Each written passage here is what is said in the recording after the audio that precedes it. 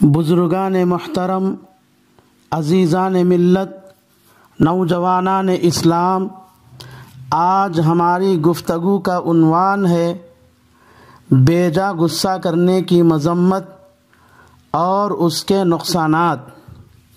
غصہ کرنے کو عربی میں غضبن کہتے ہیں، اور غصہ اور غضب انسان کی اس طبعی کیفیت کو کہتے ہیں جو مزاج کے خلاف بات پیش آنے پر نفس کو مغضوب علیہ سے بدلہ لینے پر ابھارتی ہے۔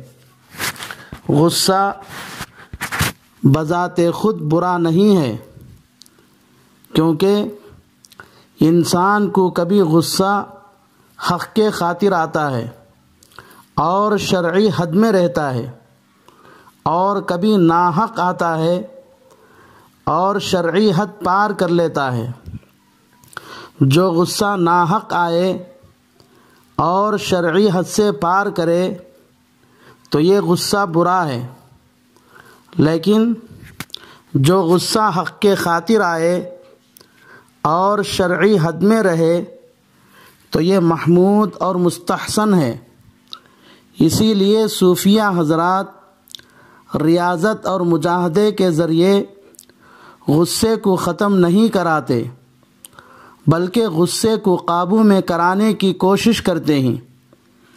بعض محققین کا کہنا ہے کہ غصہ حقیقت میں شیطانی وسوسوں کی وجہ سے پیدا ہوتا ہے۔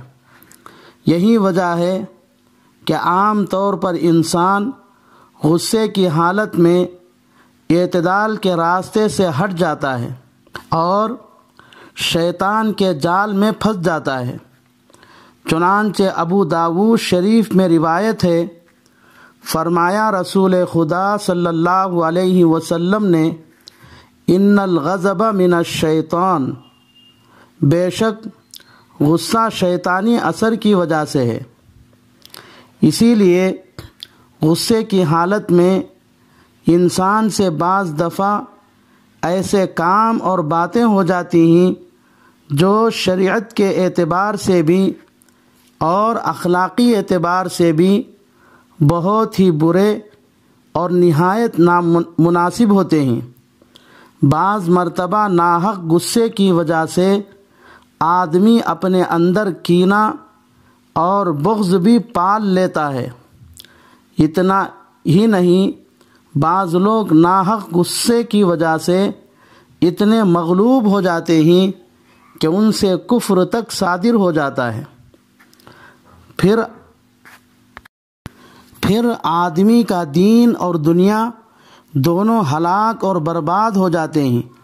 اس لیے رسول اللہ صلی اللہ علیہ وسلم نے سختی کے ساتھ غصہ کرنے سے منع فرمایا ہے۔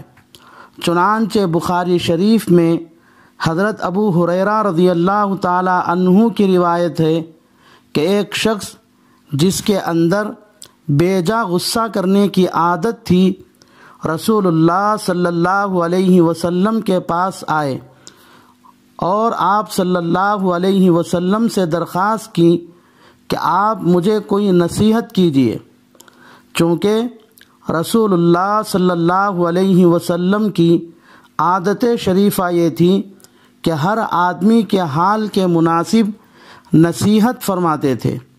چونکہ اس آنے والے آدمی کے اندر غصے کی بیماری تھی، اس لیے آپ صلی اللہ علیہ وسلم اس کے مناسب علاج کے طور پر آپ نے فرمایا، لا تغضب، غصہ مت کرو۔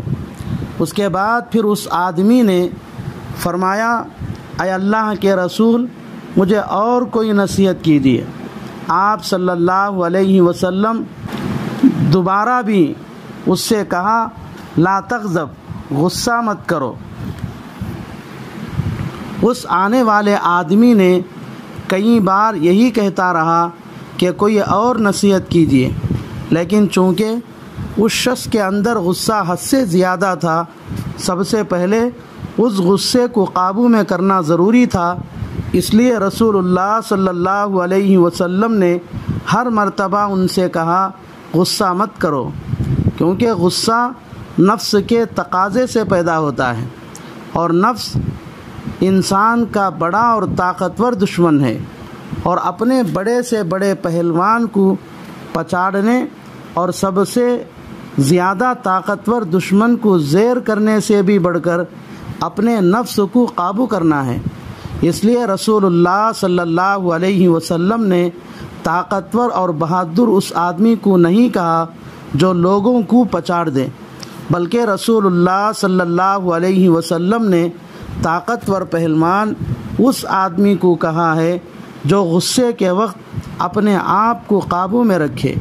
چنانچہ بخاری اور مسلم میں حضرت ابو ہریرہ رضی اللہ تعالی عنہ کی روایت ہے، فرمایا رسول خدا صلی اللہ علیہ وسلم نے لیس الشدید بالسرعہ، پہلوان اور بہادر وہ آدمی نہیں ہے جو لڑائی میں لوگوں کو پچاڑ دے، انما الشدید الذی یملک نفسہ عند الغضب، حقیقت میں بہادر اور پہلوان وہ آدمی ہے جو غصے کے وقت اپنے آپ پر قابو رکھے۔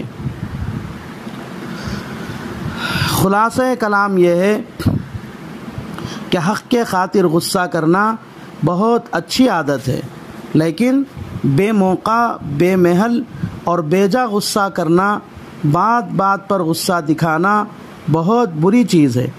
آدمی کے بے جا غصہ کرتے رہنے کی وجہ سے اس کی تمام اچھائیوں پر پانی پھر جاتا ہے۔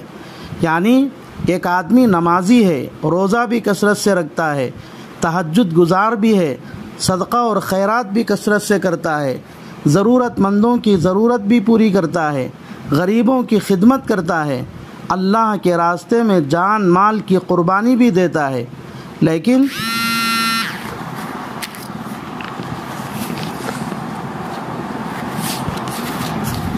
اس کے اندر بات بات پر غصہ کرنے کی عادت ہے، تو یہ ناحق غصہ کرنے کی عادت ایک ایسی بری چیز ہے کہ اس کی وجہ سے اس کی تمام خوبیاں لوگوں کو دکھائی نہیں دیتے۔ اس لیے آدمی کی سمجھداری یہ ہے کہ وہ اپنے غصے پر قابو پا لے۔ میری بات غور سے سنیں، میں یہ نہیں کہتا ہوں کہ غصہ ختم کر لے، کیونکہ جس کو موقع محل سے غصہ نہ آئے لوگ کہتے ہیں کہ وہ گدھا ہے۔ اس لیے میں یہ کہنا چاہتا ہوں کہ بے جا غصہ کرنے اور ناحق غصہ کرنے سے بچے۔ عام طور پر غصہ کرنے یا نہ کرنے کے اعتبار سے لوگ چار قسم کے ہوتے ہیں۔ نمبر 1، وہ لوگ جن کو بالکل غصہ نہیں آتا۔ نمبر 2، وہ لوگ جن کو بار بار غصہ آتا ہے۔ نمبر 3، وہ لوگ جن کو غصہ جلد آتا ہے اور دیر سے جاتا ہے۔ نمبر 4، وہ لوگ جن کو دیر سے غصہ آتا ہے مگر جلد ختم ہو جاتا ہے۔ اس کے علاوہ بھی کوئی اور شکل ہو سکتی ہے، لیکن ان چار صورتوں میں آخری صورت یعنی دیر سے غصہ آنا، جلد ختم ہو جانا بہت ہی اچھی عادت ہے۔ رسول اللہ صلی اللہ علیہ وسلم نے غصے کا ایک نفسیاتی علاج بتلایا ہے، وہ یہ ہے کہ جب کسی کو کھڑا ہونے کی حالت میں غصہ آئے تو اس کو چاہیے کہ بیٹھ جائے، کیونکہ غصے کی حالت میں انسان بے قابو ہو جاتا ہے۔ ہو سکتا ہے کہ آدمی غصے کی وجہ سے بے قابو ہو کر سامنے والے کے ساتھ کوئی ایسی حرکت کر بیٹھے جس کی وجہ سے اس کو بعد میں پچھتانا پڑے۔ اگر غصے کے وقت بیٹھ جائے گا تو اتنا نقصان نہیں کر سکتا جتنا کھڑے ہونے کی حالت میں کر سکتا ہے۔ اسی طرح بیٹھے ہوئے ہونے کی حالت میں غصہ آئے تو لیٹ جائے، کیونکہ لیٹنے کی حالت میں اتنا نقصان نہیں کر سکتا جتنا بیٹھنے کی حالت میں کر سکتا ہے۔